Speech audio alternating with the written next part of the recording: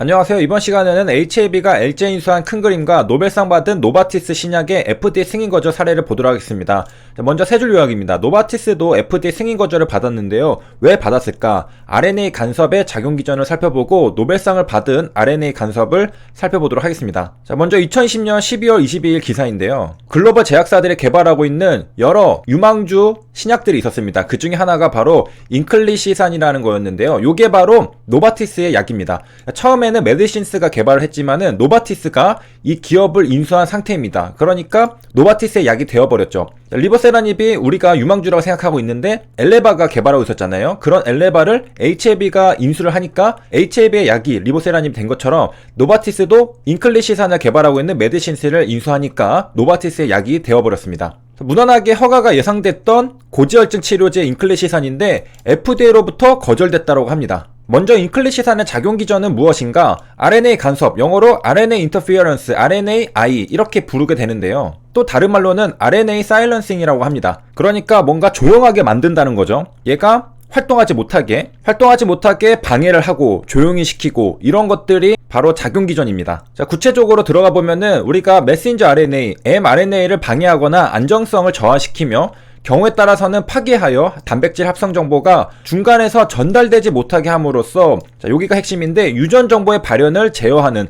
새로운 생명현상 조절 기전을 말하게 됩니다. 그러니까 mRNA를 방해하거나 조용히 시켜서 유전 정보 발현을 제어하는 것이 바로 RNA 간섭의 작용 기전입니다. 그러니까 노바티스의 인클리시산은 RNA 간섭 치료제인데 어떤 것을 방해한다는 거죠. 바로 PCSK9의 생산을 방해해서 막습니다. mRNA를 방해하니까 단백질이 만들어질 수가 없잖아요. 이렇게 이름이 붙은 것을 생산하지 못하게 막아내는 것이 바로 RNA 간섭 치료제입니다. 자, 우리 몸은 정보로 되어 있죠. DNA가 정보입니다. 거기에서 우리가 필요한 단백질, 세포 이런 것들을 만들어내는 거잖아요. 자, 그러한 단백질을 만드는 것을 막는 겁니다. 어떻게 막느냐면 DNA로부터 mRNA가 정보를 가지고 나와서 단백질을 만들려고 하는데 그 정보를 전달하려고 하는 메신저 전령을 중간에 방해를 하는 겁니다. 전쟁 소식을 알리기 위해서 마라톤을 뛰어야 했던 그런 메신저가 있잖아요. 그 메신저를 중간에 차단시켜버리니까 소식을 알 수가 없잖아요. 마찬가지로 우리도 그러한 DNA 정보를 받아서 단백질을 만들어야 되는데 그것을 막는 겁니다. 그렇게 해서 치료를 하는 건데요. 당연하게도 우리 몸에는 만들어서 좋은 게 있고 만들어서 안 좋은 게 있겠죠. 만들어서 안 좋은 것을 막으면 우리 몸에 좋겠죠. 그래서 만들면 안 좋은 것이 요거일 텐데 이것이 만들어지는 것을 방해하는 겁니다. 자, 그래서 RNA 간섭은 mRNA를 방해해서 노바티스 치료제의 경우에는 PCSK9의 생산을 막는구나 이렇게 알 수 있고요. 자, 사실 RNA 간섭은 노벨상을 받은 작용 기전입니다. 우리가 면역관문 억제제 PD 계열도 노벨상을 받았잖아요. 마찬가지로 RNA 간섭도 노벨상을 받았습니다. 글로벌 제약사들이 개발하는 신약들을 보면은 노벨상을 받은 작용 기전이 굉장히 많은 걸 알 수 있습니다. 이전에 인류가 알 수 없었던 새로운 작용 기전이 밝혀지면은 그거를 통해서 신약을 개발해 보는 거죠. 자, 그 작업을 노바티스도 했었던 건데요. RNA 간섭 현상을 누가 노벨상을 받았느냐? RNA 간섭 현상을 과학적으로 처음 규명한 박사들은 파이어 박사랑 멜로 박사입니다. 자, 때는 2006년입니다. 2006년 10월 2일 새벽 2시에 미국 스탠퍼드대 의대 앤드류 파이어 박사는 새벽 단잠을 깨우는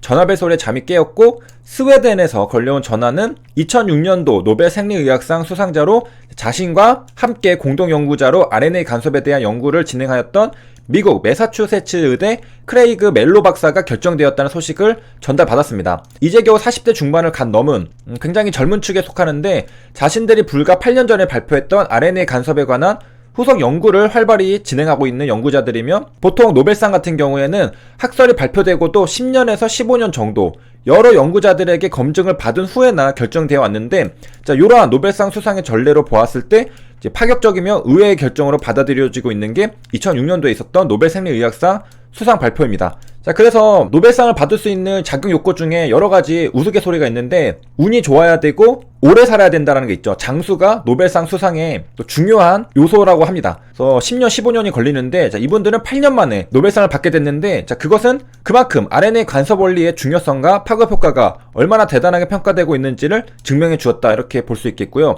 2002년에 세계적 과학 잡지 사이언스, 네이처랑 사이언스 양대 산맥이라고 했잖아요. 이 사이언스에서도 스몰 RNA를 올해 최고의 과학업적으로 선정하였고 또 2013년에는 과학 전 분야를 대상으로 10대 중요 과학적 성과를 발표했는데 요게 RNA 인터피어런스 현상을 유도할 수 있는 기술이 선정이 되기도 했습니다. 그리고 2004년 미국 MIT 대학에서도 테크놀로지 리뷰에서 21세기 세상을 변화시킬 10대 기술의 RNAi 기술을 이용한 질병 치료 기술을 리스트에 포함을 시키기도 했습니다. 그러니까 과학계에서도 굉장히 중요한 기술이다 생각하고 있었던 건데, 자, 그것을 통해서 노바티스가 신약을 개발하고 있었습니다. 자, 누가 봐도 굉장히 기대감이 있는 노벨상을 받은 RNA 간섭 작용 기전이잖아요. 자, 그런데 노바티스가 FDA 승인 거절을 받았습니다. 자, 왜 그럴까? RNA 간섭에 어떤 단점이 있을까? 그런 것들을 보는데, 자, 여기 보면은 노벨상 받은 파이어 박사는 다음과 같이 말했습니다. 기대는 하고 있었지만은 예상보다 이른 노벨상 수상 소식을 접했잖아요.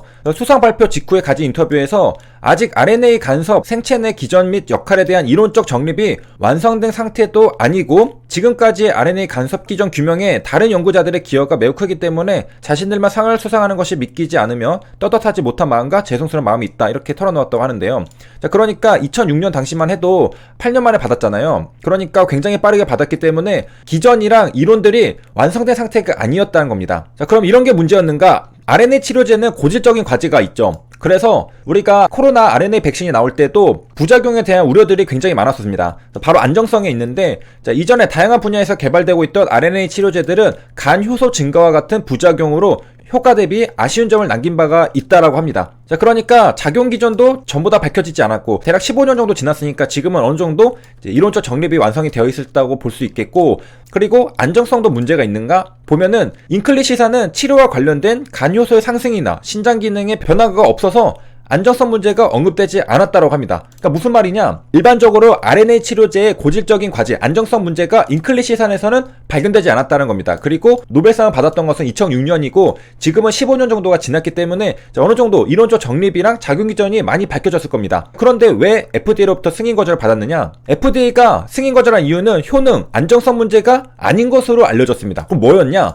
FDA는 미해결된 시설 검사 관련 조건 때문에 해당 약을 승인할 수 없다, 이렇게 밝힌 겁니다. 그러니까 효능 안정성 문제가 아니라 생산 시설의 문제였던 거죠. 그래서 FDA가 승인을 해줄 수 없다라고 말을 한 겁니다. 자, 뜻밖의 반전인데 이거는 생산 시설 검사 받으면 되겠죠.